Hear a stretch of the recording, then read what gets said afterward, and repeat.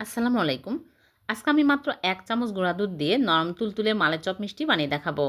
যাদের মিষ্টি ভেঙে যায়, চুপসে যায়, তারা চাইলে আমার আজকের এই ভিডিও দেখে মিষ্টি বানাতে পারবেন। খুবই কম খরচে, কম সময়ে বানিয়ে দেখাবো। আশা করছি আপনাদের একটু হলেও উপকারে আসবে। তাহলে চলুন রেসিপি শুরু করি। প্রথমে একটা বোলের মধ্যে নিয়ে নিচ্ছি গুঁড়া দুধ। বড় চামচের ১ চামচ গুঁড়া দুধ নিয়ে নিচ্ছি। আর নিয়ে নিচ্ছি ময়দা ১ চামচ। যে চামচ দিয়ে মেপে গুঁড়া দুধ নেবেন, সেই চামচ দিয়ে মেপেই ময়দা নিতে হবে, সমান সমান নিতে হবে। তারপরে বেকিং পাউডার ১ চিমটি আর তেল দিয়ে দিচ্ছি ১ চামচ। বেকিং পাউডার কিন্তু বেশি দেওয়া যাবে না, ১ চিমটি দিতে হবে। এখন আমি ভালো করে ঘষে ঘষে মিক্স করে নেব। এই কাজটা ভালো করে করে নিতে হবে। তারপরে একটা ডিম ভেঙে ভালো করে ফেটে নিয়েছি, অল্প অল্প করে দিয়ে নরম করে মেখে নেব। আর ডিমটা নরমাল তাপমাত্রার হতে হবে।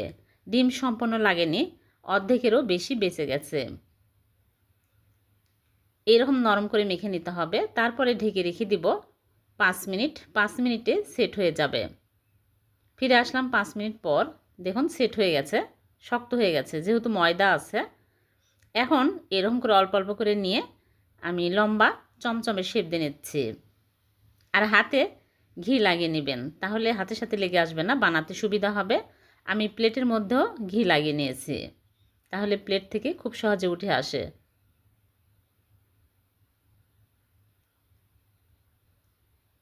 সবগুলো মিষ্টি বানিয়ে নিয়েছি, দেখুন অনেক সুন্দর হয়েছে মিষ্টিগুলো। এখন এই মিষ্টিগুলো এক সাইডে রেখে দিয়ে মালাই তৈরি করে নেব।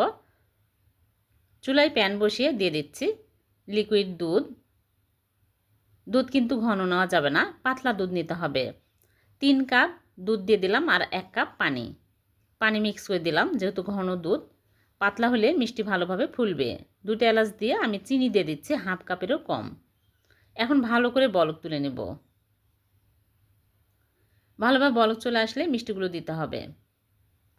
বলকের আগে কিন্তু মিষ্টি দেওয়া যাবে না, যখন ভালোভাবে বলক চলে আসবে তখন সাথে সাথে মিষ্টি দিতে হবে, দিয়ে ঢেকে জাল করতে হবে। আর মাঝে মাঝে বাতাস বের করে দিতে হবে, এরকম করে আবার ঢেকে দিতে হবে। ঢেকেই কিন্তু মিষ্টিগুলো জাল করতে হবে। ৫ মিনিট পর মিষ্টিগুলো আলতু করে নেড়ে চেড়ে দেবো, আবারও ঢেকে দিচ্ছি। এভাবে করে ঢেকে আমি ১০ মিনিট জাল করে নিব। ১০ মিনিট পর চুলা থেকে নামিয়ে নিচ্ছি, নিয়ে আমি রেখে দিব সারা রাত। পরের দিন সকালে মিষ্টিগুলো পরিবেশন করে আপনাদেরকে দেখাবো। ফিরে আসলাম পরের দিন সকালে। মিষ্টিগুলো এখন তুলে নিচ্ছি। তুলে উপর দিয়ে মাওয়া ছিটিয়ে আপনাদেরকে দেখাচ্ছি কতটা লোভনীয় হয়েছে দেখতে। দেখলেন তো কত সহজে হয়ে গেল, খুবই কম খরচে, কম উপকরণে ভীষণ মজার নরম তুলতুলে মালাই চপ মিষ্টি। এভাবে করে মিষ্টি বানিয়ে দেখবেন, মুখে লেগে থাকবে এর স্বাদ, এতটাই টেস্টি হবে। মিষ্টি খেতে মন চাইলে ঝটপট এই মিষ্টি বানিয়ে খেতে পারবেন, দোকানে যেতে হবে না। খুবই কম খরচে, কম সময়ে ঝটপট বানিয়ে খেতে পারবেন।